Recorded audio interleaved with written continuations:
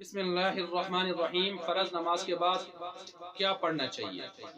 فرض نماز کے بعد جو اذکار آ رہے ہیں، بہت سارے اذکار ہیں، ان میں سے کچھ آپ کے سامنے رکھ دیتا ہوں اور ایک دو باتیں بھی آپ کے سامنے رکھ دی ہیں۔ فرض نماز کے بعد جب آپ سلام پھیر لیتے ہیں تو صحیح بخاری کی روایت کے مطابق تکبیر یعنی اللہ اکبر، یعنی ذرا سی تھوڑی سی بلند آواز کے ساتھ اللہ اکبر کی آواز ہو جانی چاہیے، ٹھیک ہے، اللہ اکبر کی آواز۔ اب یہ ذرا سی بلند آواز، ایک مرتبہ تکبیر، یہ صحیح بخاری میں روایت ہے۔ یہاں سے ایک میں غلط فہمی کا اظہار بھی کرنا چاہتا ہوں۔ جو لوگ رنگین مزاج کے ہوتے ہیں اور نماز کے بعد آوازیں ملا ملا کر ذکر کرتے ہیں اور اس قسم کے سلسلوں نے شروع کر رکھے ہوتے ہیں مسجدوں میں اسپیکر کھول کر، اور ویسے بھی جو ہر نماز کے بعد، اور ان سے پوچھا جائے بھائی آپ کیوں کرتے ہیں تو کہتے ہیں صحیح بخاری میں آیا، تو یہ روایت پیش کرتے ہیں عبداللہ بن عباس رضی اللہ تعالیٰ عنہ کی۔ تو اس روایت پر اگر آپ دیکھیں گے آپ کو بہت زیادہ جرح بھی اس حوالے سے ملے گی، آپ ذرا تلاش کریں، بہت زیادہ جرح بھی آپ کو ملے گی، لیکن ہم چھوڑ دیں اس جرح کو، ہم کہتے ہیں چلیں جی صحیح بخاری میں جو آگے عبداللہ بن عباس عنہ کا یہ اثر، ہم اس کو لے لیتے ہیں، ان کا اپنا خیال ہے اور ایک اثر ہے آیا ہوا، ہم لے لیتے ہیں، صحیح بخاری میں ہے۔ لیکن اس کا مطلب کیا ہے کہ صحیح نماز کے بعد اللہ اکبر کی ایک آواز ہوتی ہے ایک مرتبہ، تو ٹھیک ہے، وہ تو ہم بھی کر رہے ہیں، اس پر عمل تو ہم بھی کر رہے ہیں۔ تو آپ اس روایت کو لے کر اپنے جو ہے وہ 10-15 منٹ آدھے گھنٹے کے ذکر اجتماعی، اور اس میں آپ مختلف قسم کے سلسلے شروع کر دیں اور روایت یہ پیش کریں، تو میرے خیال سے بڑی ناانصافی ہے۔ وجہ کیا ہے؟ وجہ یہ ہے، یہ بالکل اس طرح کی دلیل ہوگی جس طرح کے کوئی آدمی اپنے دو بیٹے بیٹھے ہوں تو ایک بیٹا بہت زیادہ مستی کر رہا ہو تو دوسرے بیٹے سے کہے بھائی اس کو ایک لگاؤ، اس کو ایک لگاؤ، وہ کیا کرے؟ وہ اٹھ کر اس کو 4 لگا دے، تھپڑ 5 لگا دے، مکے 10 لگا دے، لاتیں اور 20 دے دے گالیاں، تو وہ اس کو کہے بھائی یہ کیا کیا آپ نے؟ تو وہ کہے جی آپ نے کہا تھا اس کو لگا دے، تو کہے کہ میں نے لگا دے کا مطلب یہ کیا تھا کہ آپ اس کا جو ہے وہ بالکل اس کا ستیہ ناش کر دو، یہ تو آپ نے غلط کیا۔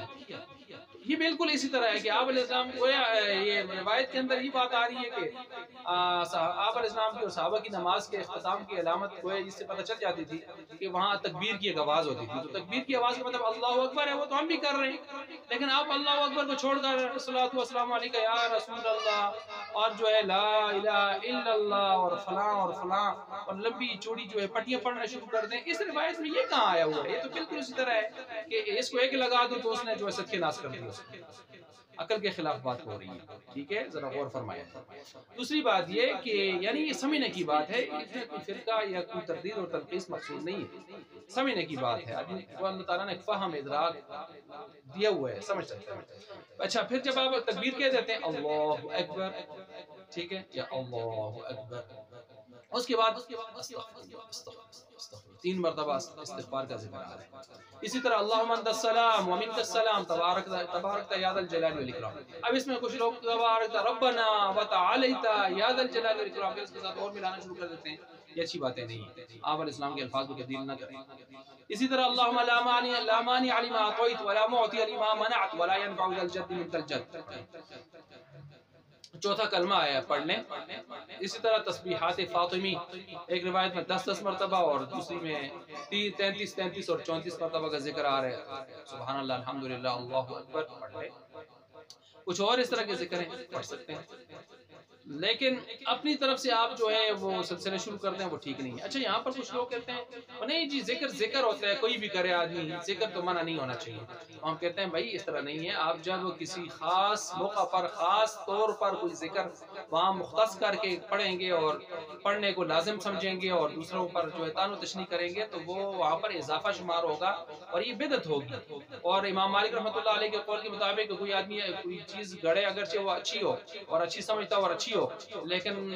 وہ آپ علیہ السلام سے ثابت نہ ہو تو وہ گویا آپ علیہ السلام پر معاذ اللہ خیانت کا دعویٰ کر رہا ہے، گویا وہ آپ علیہ السلام نے وہ چیز جو ہے ابھی امت تک پہنچائی نہیں ہے اور اب یہ کہتا ہے گویا دین مکمل نہیں ہوا تھا، میں مکمل کر رہا ہوں، ایسے نہیں ہوتا، یہ تو پھر خیانت کا دعویٰ ہوگا آپ علیہ السلام۔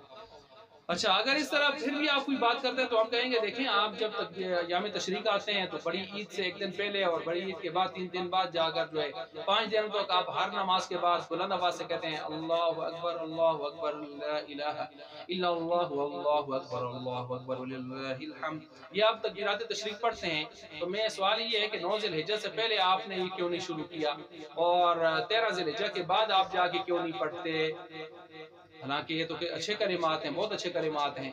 اللہ کی بڑائی کے کلمات ہیں، تو کیوں نہیں پڑھتے؟ تو آپ یہی جواب دیں گے کہ ثابت نہیں ہے۔ تو ہم کہتے ہیں حضرت صاحب جو آپ پڑھ رہے ہیں، جو آپ کر رہے ہیں، وہ بھی تو ثابت نہیں ہے نا۔ تو پھر اگر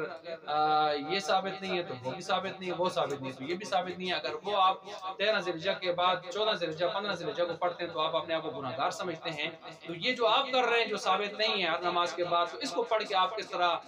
عاشق رسول اور اپنے آپ کو جو ہے اجر و ثواب کا حامل اور حقدار اور مستحق سمجھتے ہیں؟ ذرا آپ اپنی روش پہ غور فرمائیے۔ اسی طرح جو ہے یہ بھی یاد رکھیں، یہ جو نماز کے بعد کچھ لوگ سر پہ ہاتھ رکھ کے ورد شروع کرتے ہیں، پڑھ لیتے ہیں، یہ کون سا ورد ہے؟ یہ معجم اوسط طبرانی اگر اس کو آپ اٹھائیں تو اس کے اندر یہ ورد آ رہا ہے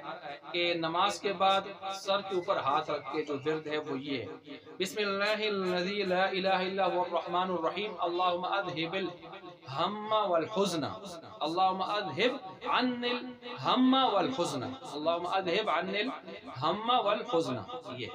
اور اسی طرح جو ہے بعض جگہوں پر آتے ہیں اشہد ان لا الہ الا اللہ الرحمن الرحیم، اللہم اذہب عن الہم والحزن، اس طرح بھی آتا ہے۔ بہرحال یہ جو روایت ہے اس کے بارے میں اگر آپ پڑھیں گے جو ہے اس کی تحقیق دیکھیں تو یہ بہت زیادہ ضعیف روایت ہے، کمزور روایت ہے، ضعیف روایت ہے، کمزور روایت ہے۔ لہٰذا اس کو آپ مشہور کریں اور اہتمام کریں اور کروائیں اور بہت زیادہ اصرار کریں تو یہ اس قابل نہیں ہے اپنی صنعت کے لحاظ سے، اپنے جو ہے درایت کے لحاظ سے کہ آپ اتنا زیادہ اہتمام کروا سکیں۔ البتہ کوئی کمزور روایت پر عمل کرتے ہوئے خود کبھی کبھی یا ہمیشہ کے لیے کوئی عام آدمی خاص طور پر اس پر عمل کر لیتا تو کوئی حرج کی بات نہیں، کیونکہ موضوع تو نہیں ہے نا، ضعیف ہے۔ لیکن ایک شیخ الحدیث اور مفتی اعظم یا مفتی صاحب یا کوئی مشہور شخصیت، دینی شخصیت، عالم دین، وہ اگر اس کا اہتمام برسر مجمع کرتا ہے تو پھر لوگ یہ سمجھتے ہیں کہ شاید بہت اعلیٰ درجے کا کوئی کام ہے، پھر اس سے تشویش بھی پیدا ہوتی ہے، تو اس کو بھی ذرا تھوڑا سا احتیاط کر لینی چاہیے۔ تو بہرحال اللہ تبارک و تعالیٰ ان معاملات کو سمجھ کر عمل کرنے کی توفیق عطا فرمائے۔